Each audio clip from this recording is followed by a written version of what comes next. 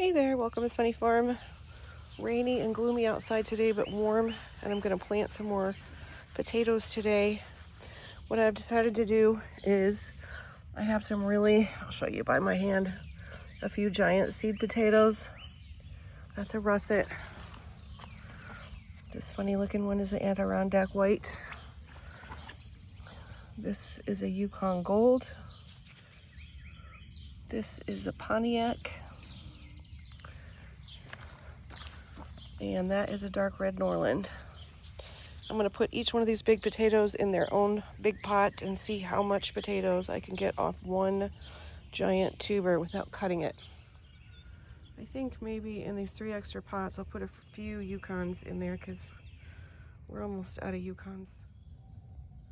Okay, and the pots in between, I got a little Yukon there, 2 little ones in the bigger pot, 1 more Yukon on the end. And I had 4 more little Yukons left with chits on them, so I'm going to put them on this double planter with the trellis. I'm going to put them on the outside edge so that I have room to plant beans next to it and not have to disturb those when I dig up these potatoes.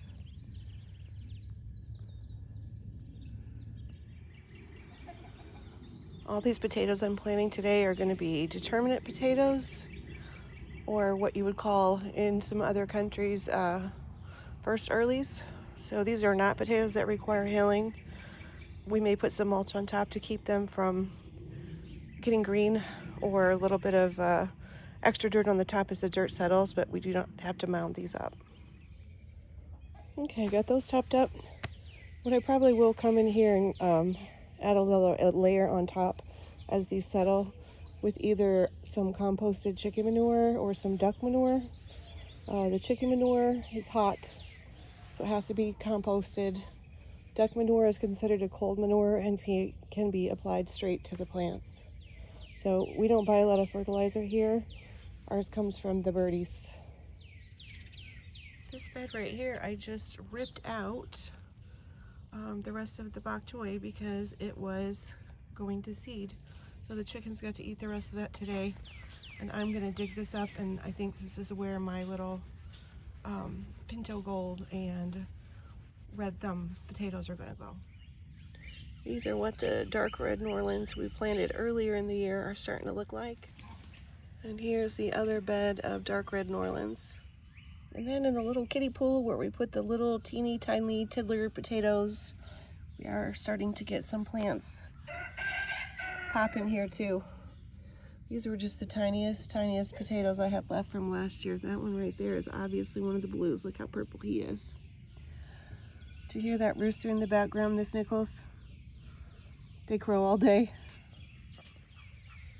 Cauliflower is starting to look bigger, doing good. Brussels sprouts look happy. Garlic is still plugging along, and I planted a few of the Walla Walla from seeds that I had come up in this bed as well.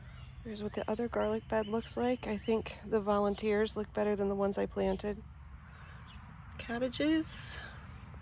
And you can see too our onions we've planted around the outsides of the beds are sprouting. Starting to get some germination in these multicolored carrots that we sowed. And I went ahead and took the tool off the pea beds and put fences around them to keep the rabbits out. These are the sugar snap peas. These are the easy peasy peas. These are supposed to be a little shorter. And last here are the Alaska peas. Now I just got to keep the deer out. I think I might have said pinto gold and I meant pink gypsy, but pink gypsy is what we're planting. They're variegated like the pinto gold. And we're planting these red thumb fingerlings. Okay, I ended up with about 24 in this bed, which is more plants than I usually put in a 6x3. But both of these potato varieties are fingerling, so I think it's going to be okay. There should be smaller plants. Picked a little bowl of spinach for my omelet tomorrow morning for breakfast. Can't wait to eat that. Okay, that's it. All done with Jack's Day potatoes we just planted. Listen to the birds. Birds are sounding really pretty right now. We will be planting more potatoes upcoming in a week or two.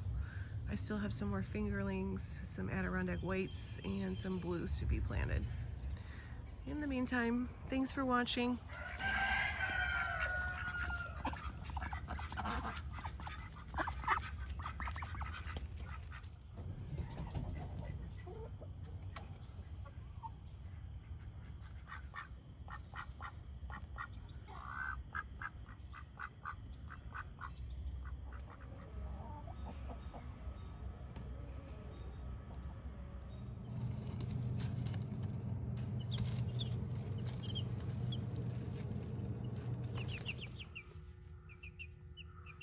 And at the end here, we have the messy teenage chickens. Please subscribe.